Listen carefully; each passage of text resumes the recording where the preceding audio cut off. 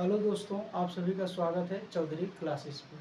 चलिए आज हम ई के उच्चारण कुछ और जानेंगे जो कि कुछ बच गए थे।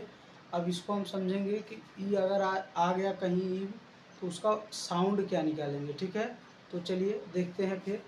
तो यहाँ पर देखिए पहला नियम क्या कह रहा है, जब किसी वर्ड में डबल ई हो, क्या हो, डबल ई हो, और डबल ई के बाद जो है आर हो, तो वहाँ पे जो डबल ई होगा उसका उच्चारण ई अ हो जाएगा। क्या हो जाएगा? ई अ। कहने का मतलब है कि अगर किसी भी वर्ड में आपको डबल ई दिखे और डबल ई के बाद आर हो, तो वहाँ पे डबल ई का जो हम साउंड निकालेंगे या उच्चारण निकालेंगे वो ई अ निकालेंगे। क्या निकालेंगे? ई अ। और इसको हम बेहतरीन तरीके से समझने के लिए एग्जाम्पल देखते हैं और एग्जाम्पल से समझते हैं। जैसे हमने ले लिया यहाँ पर जे डबल ई आर। ठीक, तो हमने कहा कि जब किसी वर्ड में डबल ई हो और डबल ई के बाद क्या हो, आर हो, तो यहाँ पर है, तब यहाँ पे जो डबल ई का उच्चारण होगा वो ई अ होगा। क्या होगा? ई अ। और आपको पता है इस ज को हम पढ़ेंगे, ज को हम जे को हम क्या पढ़ेंगे? ज पढ़ेंगे, लेकिन आधा पढ़ेंगे। क्या पढ़ेंगे? हलंत वाला ज, यानी इसमें क्या है? आधा ज है। ठीक, और फिर इस आर को हम क्या पढ़ेंगे? पूरा र पढ़ेंगे। क्या पढ़ेंगे? र। अगर हम ई जुड़ जाएगा इसमें, और आपको हमने बताया था कि अ होगा, तो अ को हम य पढ़ते हैं। क्या पढ़ते हैं? य। तो यहाँ पे य हो जाएगा। इसका मतलब कि ई ज में जुड़ जाएगा। क्या हो जाएगा? जी य र। क्या पढ़ेंगे इसको? जियर। क्या पढ़ेंगे? जियर। तो बात समझ में आया? तो उम्मीद है कि आपको समझ में आई होगी। तो आप जो है इस चैनल को सब्सक्राइब कर लीजिए और लाइक कीजिए और ज़्यादा से ज़्यादा इसको शेयर कीजिए। चलिए फिर हम इसको दूसरा नियम भी देखते हैं इसका। तो दूसरा नियम क्या कह रहा है, जब किसी वर्ड में ई हो, ठीक, ई से फिर डब्लू जुड़ा हो। अगर किसी भी वर्ड में ई हो और ई से क्या जुड़ जाए? डब्लू जुड़ा हो, तो वहाँ पर ई डब्लू का उच्चारण यू हो जाएगा। क्या हो जाएगा? यू हो जाएगा। यानी कहीं किसी भी वर्ड में आपको ई दिख जाए और ई से डब्लू जुड़ जाए, तो वहाँ पे जो ई और डब्लू दोनों का जो साउंड निकलेगा वो यू निकलेगा। क्या निकलेगा? यू। तो इसको और बेहतरीन तरीके से समझने के लिए हम एक एग्जाम्पल देखते हैं ताकि आपको समझ में आए। तो एग्जाम्पल देखते हैं। ठीक, एन ई डब्ल्यू।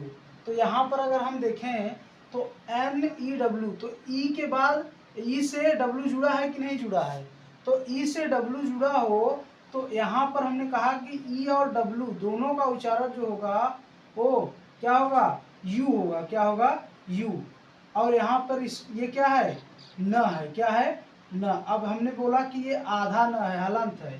ठीक, तो आधा न है। अगर इसी यन के बाद, यन क्योंकि कॉन्सोनेंट है, और इस कॉन्सोनेंट के बाद यहाँ पर स्वर होता जिसका साउंड इससे नहीं होता, ये अलग होता। ठीक है, यन का साउंड में आता तो ये पूरा होता, लेकिन यहाँ पे कोई भी वावेल नहीं है।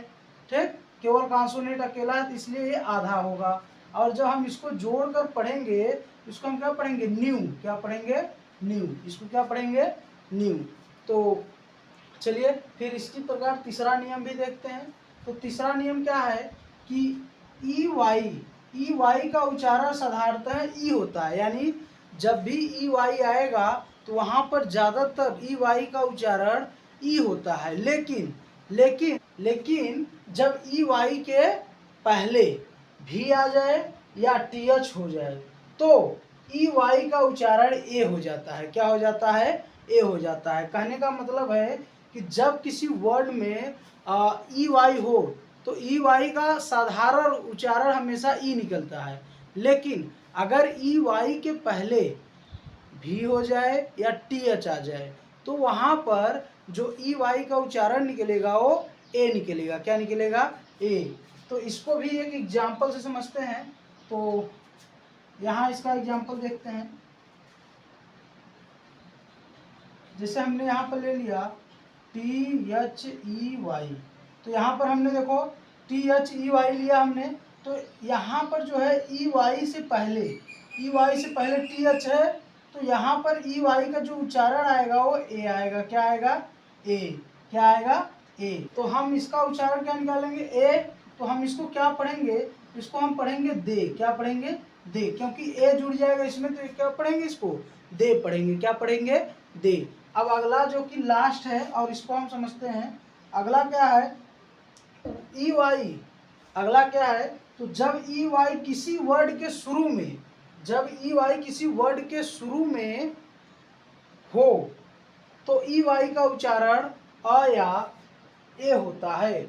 अगर मान लीजिए कहीं भी अगर आपको ई वाई शुरू किसी भी वर्ड के शुरू में दिखे तो वहाँ पे जो ई वाई का उच्चारण निकलेगा वो या तो अ होगा या तो फिर क्या होगा? ए होगा। क्या होगा? ए होगा। तो इसको हम एक एग्जांपल से समझते हैं। इसका एग्जांपल यहीं देख ले रहे हैं क्योंकि यहाँ पर दिख नहीं रहा होगा आप लोगों को, तो एग्जांपल यहीं पर देख लेते हैं। एग्जांपल इसका क्या है? ई।